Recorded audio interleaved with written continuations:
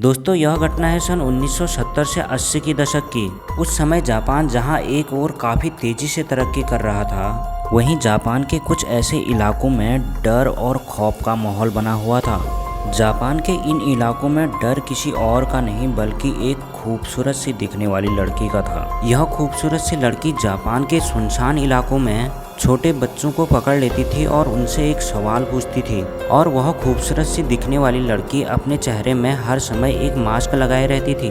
वह पकड़े हुए बच्चों से एक सवाल पूछती थी कि क्या मैं सुंदर दिखती हूँ या नहीं।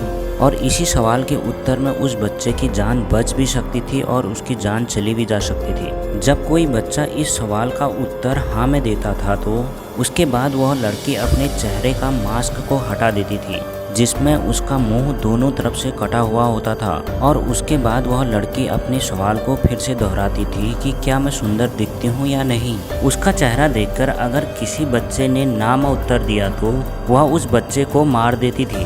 और इसी तरह से उसने कई लोगों को मौत के घाट उतार दिया था, जिसके बाद लोगों ने अपने बच्चों को स्कूल भेजना भी बंद कर दिया था। जिसके बाद जापान के लोगों का कहना था कि यह कुचिसाके ओना की आत्मा है। कुचिसाके ओना की कहानी की शुरुआत 800 से 1200 साल पहले की थी, जब जापान के एक छोटे से गांव में कुचिसोका नामक एक सुंदर सी लड़की अपने पति के साथ रहती थी। उस लड़की को अपनी खूबसूरती पे काफ़ी ज़्यादा नाज था और उसका पति एक समुराई था जिसे एक युद्ध के लिए बुलावा आया था। और जिसके बाद वह युद्ध के लिए गाँव से कुछ दिनों के लिए बाहर चला गया।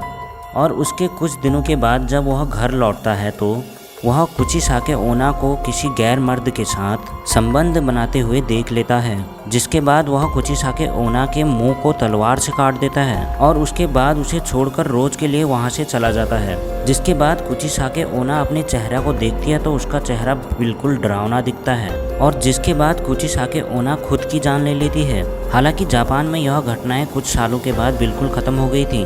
और आज के समय में भी जापान के लोगों का यह कहना है कि कुचिसाके ओना की आत्मा आज भी अंधेरी रातों में भटकती रहती है और आज भी वह किसी इंसान को अपना शिकार बनाने के लिए तलाश करती रहती है।